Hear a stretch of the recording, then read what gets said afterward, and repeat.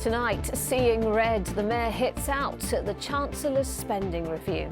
Despite a £2.2 billion boost for Transport for London, Sadiq Khan says that cash won't be enough. The Mayor said before the government was elected that there will be no limit to what we can achieve under a Labour government. We're not getting the money we need in London.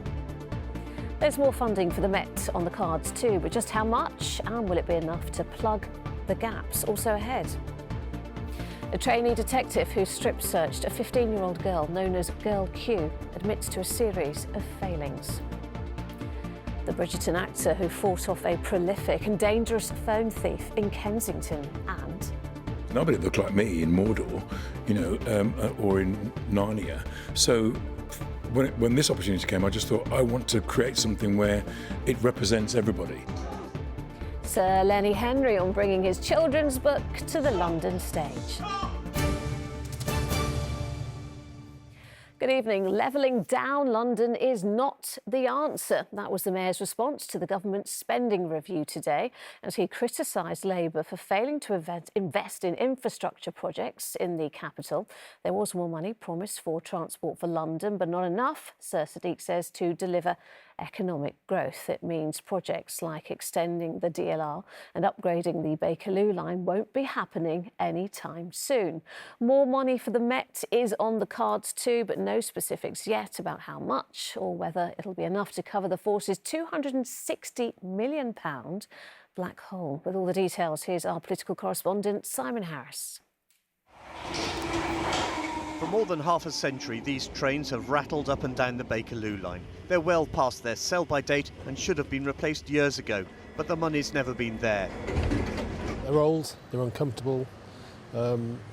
Especially for tourists coming into London, it's not very impressive. There's a lot of noise when you travel. I have noticed a lot of graffiti on the trains recently. So yes, definitely needs a revamp. I call the Chancellor of the Exchequer. London wasn't expected to get any big handouts from the Chancellor today, but she did announce £2.2 billion for TfL. Today I'm announcing a 4-year settlement for Transport for London to provide certainty and stability for our largest local transport network to plan for the future. So what will that buy? It should be enough money to at least begin the process of ordering new trains for the Bakerloo line.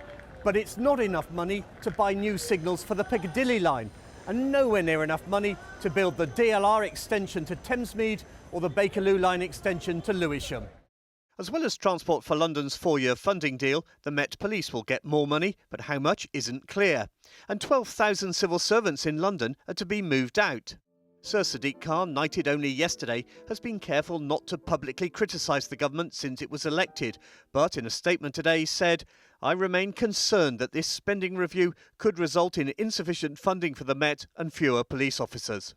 The Mayor said before the government was elected that there will be no limit to what we can achieve under a Labour government. Clearly there is a serious limit because we're not getting the money we need in London.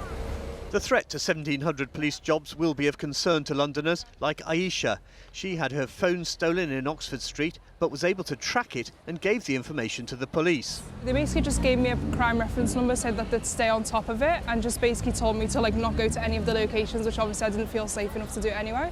But yeah, not really much was done. I didn't receive any follow-up. Even when I gave them the last address that it definitely stayed at for a while. Senior officers and managers at Scotland Yard are still crunching the numbers to see what today's extra money means. Will it be enough to plug the £260 million financial shortfall, which the Commissioner has warned will mean cuts? A 2.3% increase in the spending as part of the spending review just isn't enough.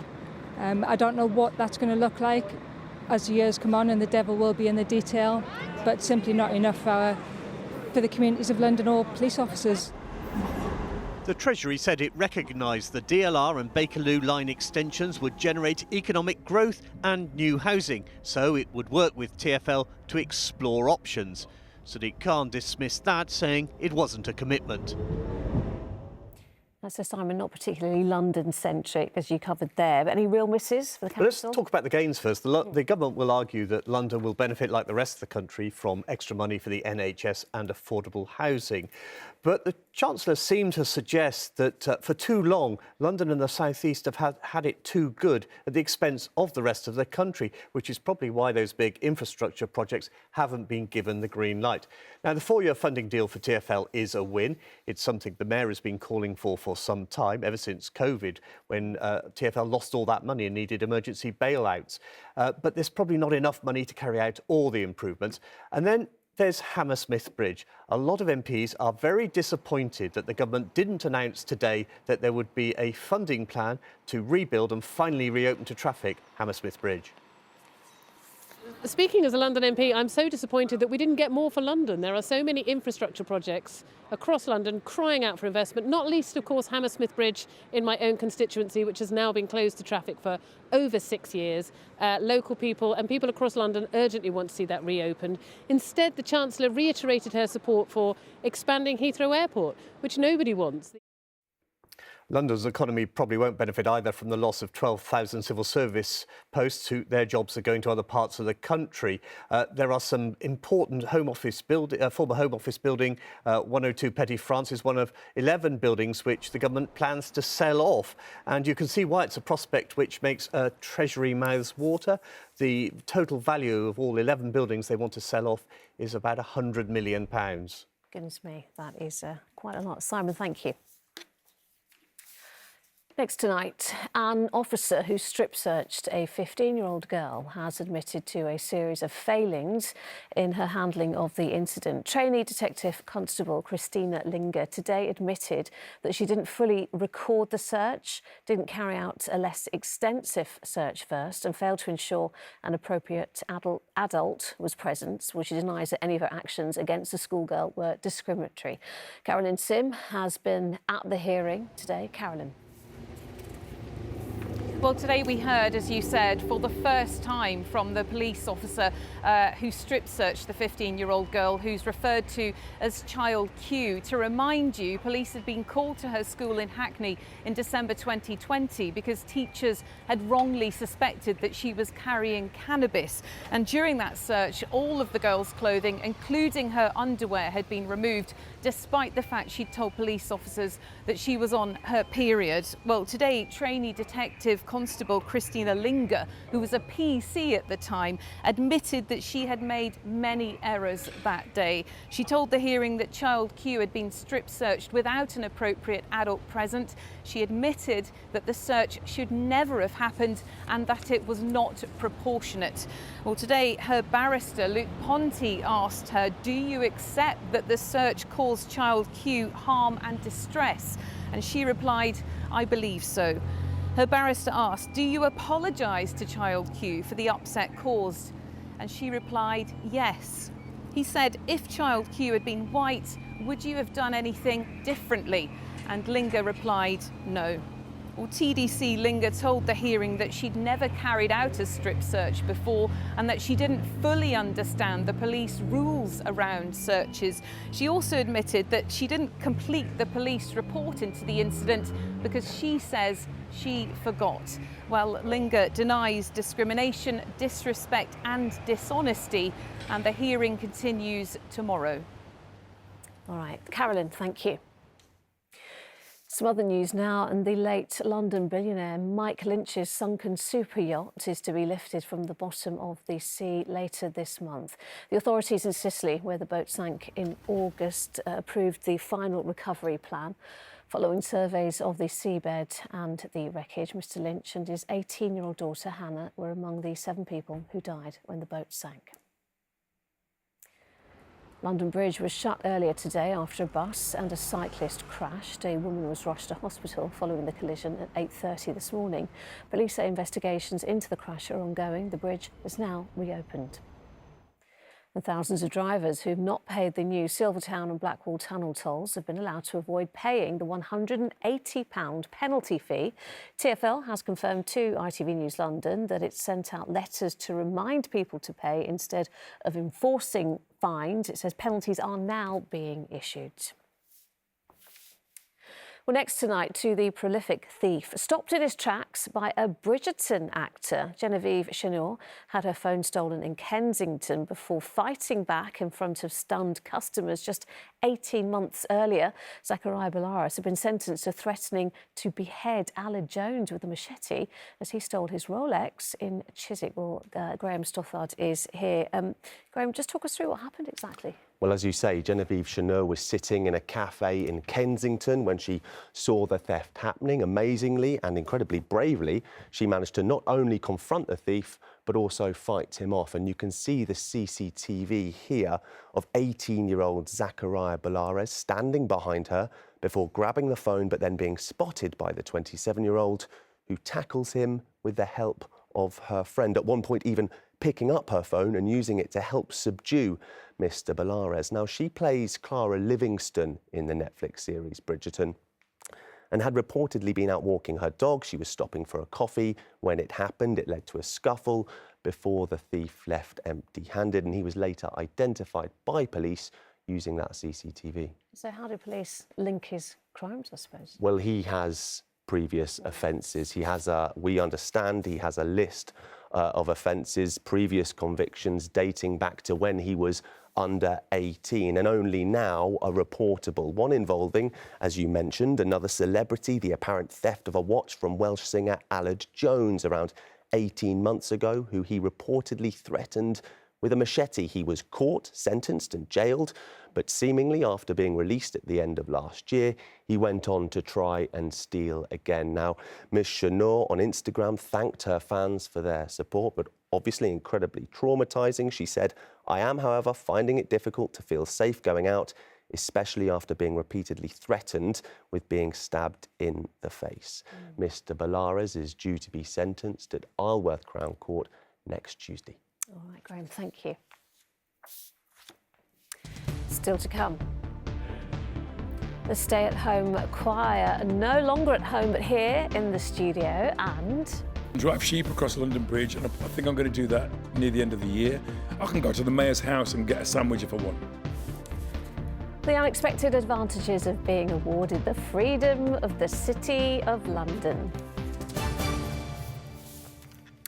But first, it's a game over for the duo fondly called Baltacanu by their fans. British numbers 1 and 2, Katie Balter and Emma Raducanu, crashed out of the doubles semi-finals at Queen's today, beaten by Ukrainian Ludmila Kichenok and Kiwi Erin Routliffe. There's a little time for the rest of the Brits, though, as they both continue their singles campaign tomorrow. Rags Martel reports. Blue skies here at Queen's, but the sun didn't shine on everyone. The day began with the crowds turning their attention from the newly named Andy Murray Arena to Court 1 to see the two British queens of tennis nicknamed Baltacanu. But Emma Raducanu and Katie Balter were up against the #1 seeds in the doubles. True to form, Ludmila Kichenok and Erin Routliffe were simply too good in the first set. And despite a brave fight back in the second, the British 1-2 were knocked out 6-2, 7-5. I'm going to be honest, to manage your expectations. But not everyone was able to see the match. Scheduling on the smaller court meant many fans were unable to get seats. Exceedingly disappointed. We tried to get here early so that we could see it, and it's already full. Do you think it should have been put on the bigger court? I absolutely do, yeah. Big chance missed. Queen say contractual requirements with international rights holders forced them to keep that match on Court 1. But the crowd's focus soon turned back to the Andy Murray Arena and the singles. It's your British #3, Sonny Cartel. Born in Sidcup, this has been Sonny Cartel's breakthrough year, rising to the top 50 in the world. But the big-hitting American Anna Anisimova was simply too strong, taking victory in comfortable straight sets. But there's not to be an upset here today. Raducanu is back in action in the singles tomorrow. The 22-year-old is now at her highest ranking since her famous US Open win and could be about to reclaim her British #1 spot from Katie Balter. The tournament is still young and Katie can go on a rip this week as well. So honestly, it's in a way nice having something to chase at one, but we have such a great relationship that it's a very healthy competition. And I think honestly, like as a team right now, we're so strong. Yeah, it's just a great environment, to be honest. It's a healthy competition. And Thursday's order of play has just been released, and it's Katie Bolter, Heather Watson, Emma Raducanu in that order, all vying for a place in the quarter-finals tomorrow.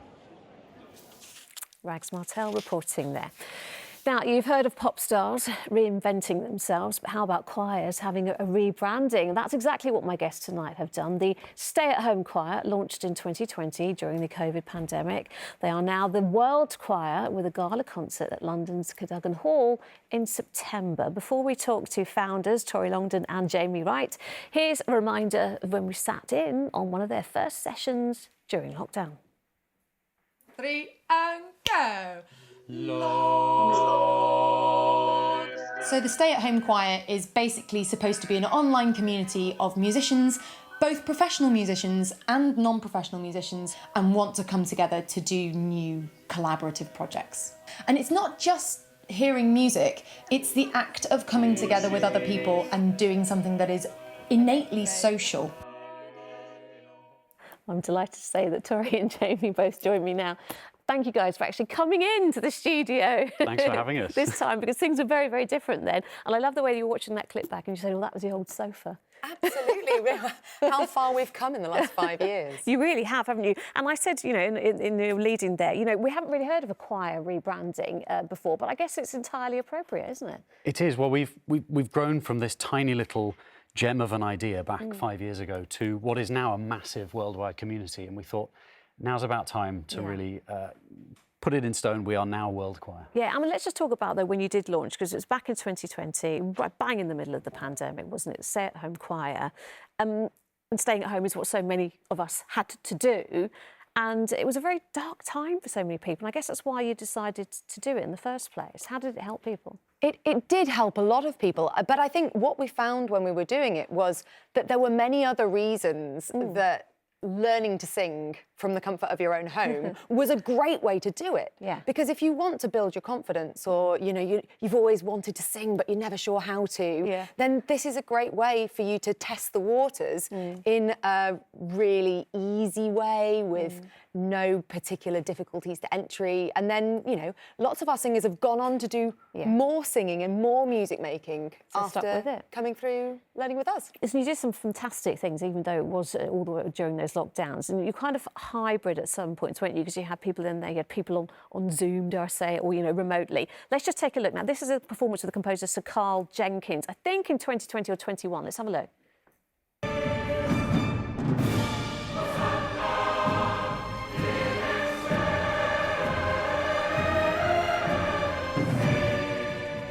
I mean, that is just very dramatic, isn't it? Amazing. And it's a wonderful opportunity for the singers as well. I mean, it was a wonderful opportunity for me. I don't know about you, Jane. For both of us. I think we both couldn't quite believe it had happened in such a short period of time. Yeah, it's fantastic. And I know you've got a really big show coming up now as the World Choir. I'm just going to circle that, World Choir, because that is your new name. I'm going with the rebranding here, guys. It's at Cadogan Hall, which is a wonderful space, isn't it? And it's going to be a big show, right? Gala concert, tell me more. It is. Well, we've done small things, and lots of our members have made music in person around the world in smaller groups, but this is bringing nearly 300 singers together for the first time to perform plenty of the work we've done already, but, you know, with a massive symphony orchestra, so it's going to be a big event. And they're going to be in person, each one of them. Everybody's flying in. Some people are coming from as far as Australia. Wow. And what can people expect? It's on the 28th of September. Well, we're mashing together everything that everybody has ever found Some mashups, we love that. About World Choir. So we're singing everything from covers of pop songs all the way through to some Mahler. There's a little bit of everything in there, and lots of our old friends will be back. And very, very quickly, for people who are, you know, still thinking about they might want to join this World Choir, how good a singer do you have to be? 1 to 10? You don't. Anybody can join. You can try out everything that we offer in the comfort of your own home without anybody judging you. And I think that's one of the things that makes World Choir so special. All right, OK. Thank you so much, Tori and Jamie. Thank you. Next from us, told in photography, the story of a family from Ukraine who came to Hertfordshire to flee Russia's invasion. Pavlo Rudnitsky risked everything to save his daughter and granddaughter from the war before returning home to fight, ultimately losing his life. Well, that journey has been documented in a series of photos as a reminder of the daily sacrifices that still go on. Antoine Allen reports. This photograph was the time that we went down to talk about your father. The Ukrainians who fled their homeland all lost something. I cannot imagine how many families lose their beloved one. For Hannah, it was her former life and her father who volunteered for the army. My father decided to protect us the way he understood how to protect his family. Coming to the UK meant that Hannah gained a new life for her and her daughter in Stevenage, and a new friend in James. There is a war going on and it's so apparent absolutely everywhere. He reached out to Ukrainians in the area and, as a part of his photography course, travelled to Odessa to meet her family. Down the street from you in every town and city in the United Kingdom, there will be people who have had their lives turned upside down by war, by conflict and by other issues that relate to the countries that they come from. And actually, it's a privilege that we're able to live in the United Kingdom and offer that support. This mural alone just tells you how many people in the city have lost their lives. Hannah left in the first year of the conflict, and despite no sign of the end, is still dreaming of returning. But she's grateful for the new life that she has here. Without people here, I could have nothing. Like really. All their love and support. James was motivated to show the public just how much people were forced to leave behind in Ukraine. You know, I spoke to a number of people in Hertfordshire who have had similar stories, and there are people all over the United Kingdom that have been traumatised and that have had their lives turned upside down by this horrific conflict.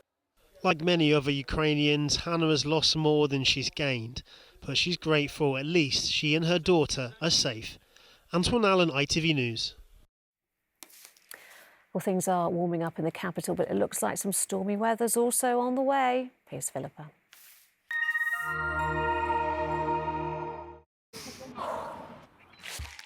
Come rain or shine, Octopus Energy sponsors ITV London weekday weather. Hello there. Well, today has been reasonably quiet, but the next few days look a little more unsettled, not only becoming quite hot and humid, but an increasing risk of seeing some heavy and thundery downpours, and as a result, the risk of some disruption. So low pressure never too far away over the coming days, but it's Friday that we've really got our eye on. We'll see a cluster of showers coming up from the near continent in association with a little area of low pressure, and it's those showers that could really bring some torrential downpours. Out there at the moment, though, things look very quiet. Through the rest of this evening and tonight, holding on to dry conditions, largely clear skies for a time, and then a little more clouds starting to drift in from the southwest towards dawn. For all of us, a very humid sort of night, quite uncomfortable for sleeping. Temperatures in central London probably holding up at around 16 Celsius. Tomorrow morning then a muggy start, a bright start, but as the day wears on we'll see showers feeding their way steadily northeastwards. Where you catch them, they could be heavy, thundery, some hail, lightning and gusty winds thrown in for good measure too. But where the sunshine does appear, a really warm and humid feel to the day, with highs tomorrow up on today's values 27 Celsius, getting warmer still as we head through Friday. Octopus Energy sponsors ITV London weekday weather.